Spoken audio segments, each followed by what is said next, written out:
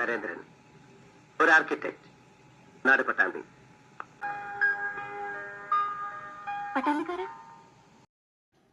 പട്ടാമ്പിക്കാരെ, നിങ്ങൾക്ക് SN ശ്രീ നീലകണ്ഠ അല്ലെങ്കിൽ SN Sreenarayana institutions, എന്നാൽ ഓർഗാനിക് കെമിസ്ട്രിയിൽ SN സബ്സ്റ്റിറ്റ്യൂഷൻ ന്യൂക്ലിയോഫിലിക് എന്നാണ് അറിയപ്പെടുന്നത്.